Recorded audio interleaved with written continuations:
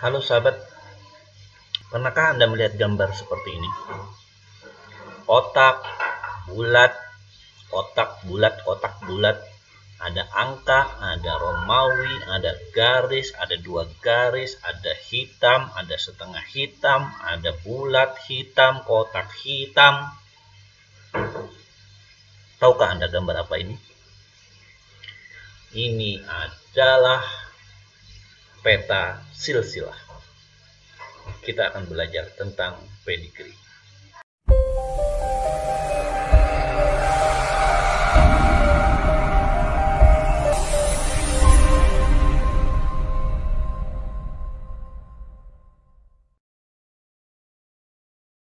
Apakah itu pedigree? Nah, pedigree atau peta silsilah merupakan sebuah diagram yang menunjukkan riwayat dari suatu ciri yang diturunkan dari satu generasi ke generasi selanjutnya, ya.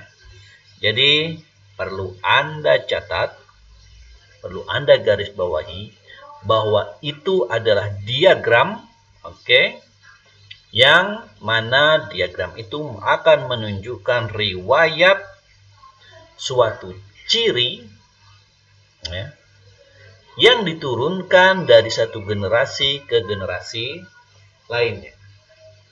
Apa kegunaannya?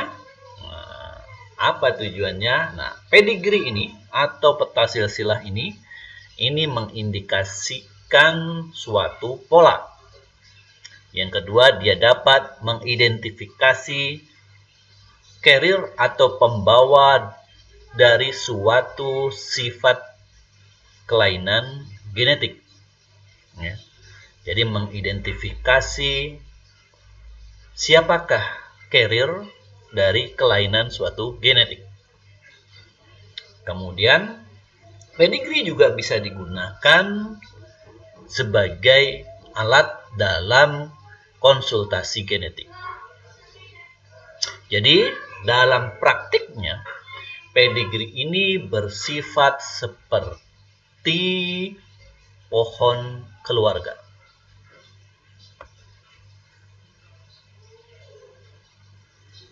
Kita barusan gitu ya. Karena kita juga baru memulai omongan cerita ini ya. Nah, jadi kita tadi ada menyebutkan tentang ciri, atau sifat. Nah, apa yang sebenarnya dimaksud dengan sifat ini? Nah, jadi sifat yang dimaksud dalam konsep genetik ini adalah suatu ciri yang spesifik di mana dia itu bersifat unik atau khas. Ya, jadi ciri spesifik. Ya, nah, inilah yang dimaksud dengan sifat. Sifat ini akan mempengaruhi bagaimana kita melihat suatu individu. Jadi individu itu terlihatnya seperti apa? Nah, itulah yang dimaksud dengan sifatnya. Sifat juga akan mempengaruhi bagaimana fungsi dari tubuh. Ya, dan sifat tadi itu bersifat dapat diturunkan. Misalnya saja warna rambut, warna mata, kemudian sifat kidal itu ya. Kidal atau tidak kidal, nah itu juga merupakan suatu ciri genetik ya, atau suatu sifat genetik.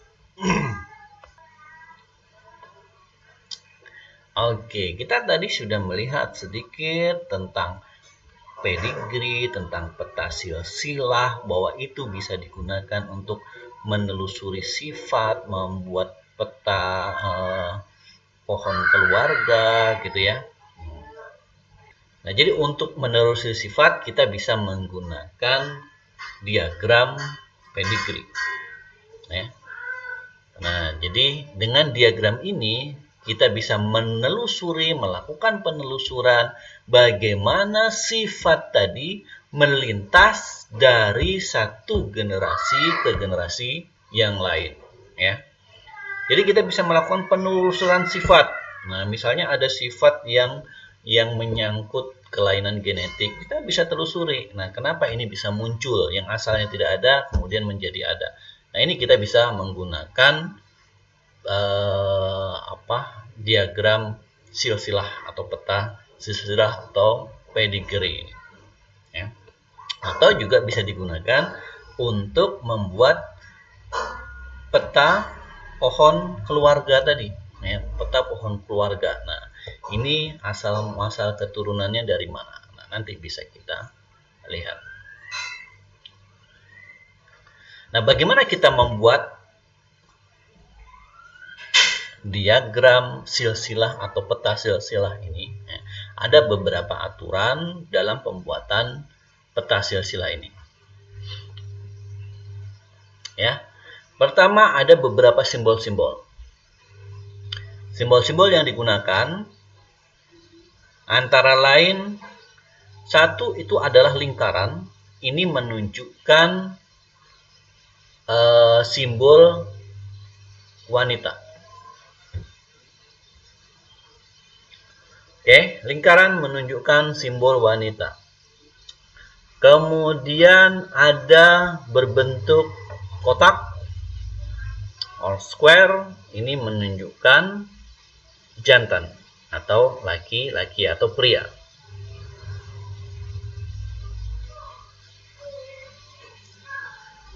Kemudian sebuah pasangan, ya, pasangan suami istri, ayah dan ibu, ya, pasangan ini dihubungkan melalui garis.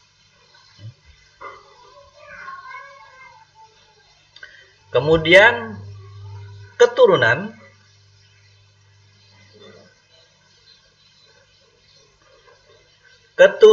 itu dikoneksikan melalui garis ke bawah. Kalau pasangan tadi garis mendatar, keturunan garis ke bawah, ya. Keturunan itu garis ke bawah.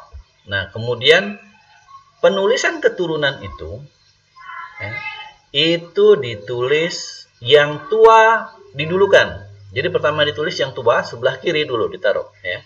Yang anak pertama, ya, keturunan itu yang pertama taruh dulu sebelah kiri. Nah, baru selanjutnya ke yang lebih muda. Ya, nah ini aturannya. Dari kiri dulu ditulis yang paling tua sampai yang paling muda ke sebelah kanan. Ya. Nah, ini keturunan. Kemudian simbol setengah bayangan, ya, atau bercorak separuh. Nah, ini menunjukkan bahwa individu tersebut bertindak sebagai pembawa suatu sifat, ya. Setengah bayangan mencirikan dia pembawa suatu sifat, ya. Kalau setengah lingkaran berbayang setengah, ini menunjukkan bahwa seorang wanita carrier atau yang membawa sifat. Tapi membawa ini berarti dia tidak menunjukkan sifat itu, ya. Nah, jadi dia tidak terekspresi di dia. Dia hanya membawa. Ya. Sedangkan apabila berupa kotak berbayang setengah, nah ini berarti laki-laki bertindak sebagai pembawa sifat. Laki-laki bertindak sebagai pembawa sifat. Lingkaran setengah berbayang, perempuan membawa sifat. Laki-laki setengah berbayang, maka laki-laki si pembawa sifat. Sedangkan apabila seluruh simbol tadi berbayang atau full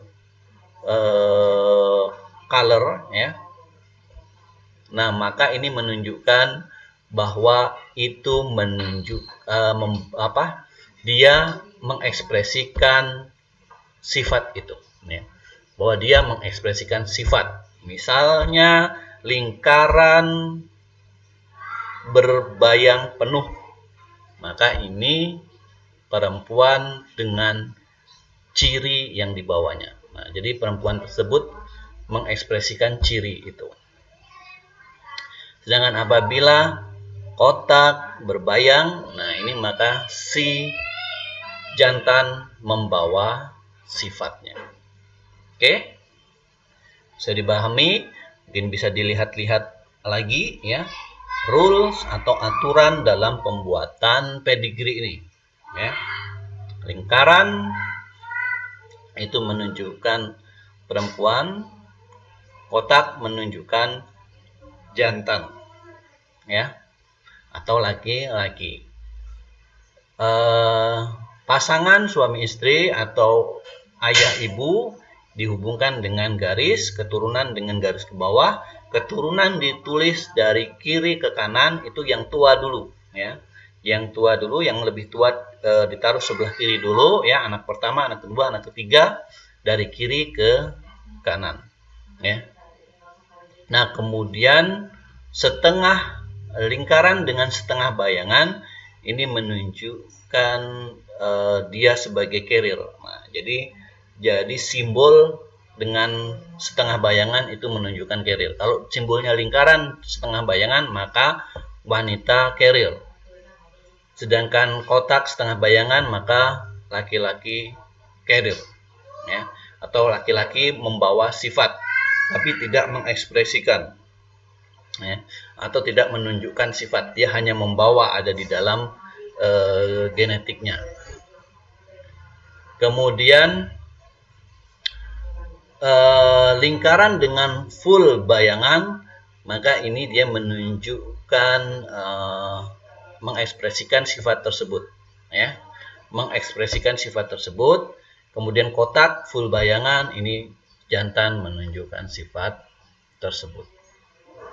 Oke.